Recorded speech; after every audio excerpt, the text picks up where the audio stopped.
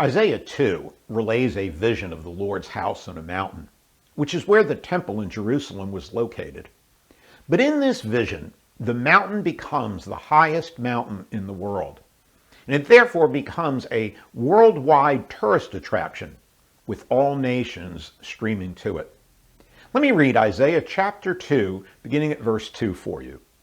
In the last days, the mountain of the Lord's house will be the highest of all, the most important place on earth. For it will be raised above the other hills, and people from all over the world will stream there to worship. People from many nations will come and say, "Come, let us go up to the mountain of the Lord, the house of Jacob's God. There he will teach us his ways, and we will walk in his paths. For the Lord's teaching will go out from Zion. His word will go out from Jerusalem. And there the Lord will mediate between nations, and he will settle international disputes." Now, the reason people are coming to the mountain of the Lord in this vision is that they want to learn from God. From there, the Lord's teaching will go out, and from there, he will mediate and settle disputes among nations. It's a crazy picture for sure, and really for more than one reason. Now, the practical reason is that Zion, the mountain on which the temple in Jerusalem sat and that Isaiah speaks of, it was only an insignificant little hill amid the much more impressive heights throughout Jerusalem. But I assume the vision isn't talking about a literal change in physical geography that would make the mountain of the Lord measure higher than all of the other land rises in Jerusalem.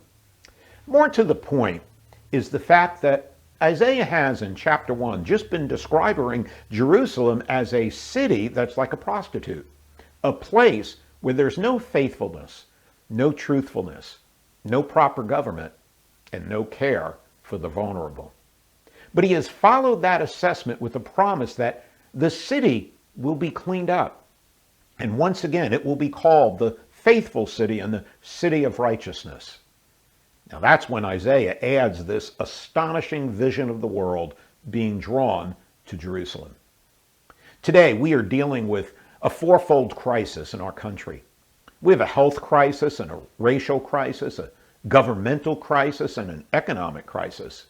It appears to me, at least, that most people aren't running to God, as Isaiah spoke of in his prophecy. People aren't turning to God in the way Isaiah's vision pictures that day. But that is still God's promise. When Jesus came the first time, he came as God's yes to all of his promises. But he didn't fulfill all of them there and then. He did guarantee, though, that they will find fulfillment. Well, the day Isaiah speaks of sounds awesome, but that day is still out there in the future. It's not the way it is today. And so as God's people, let's be patient and respond to this vision and this promise, just as Isaiah urged his own people. Come, let us go to the mountain of the Lord.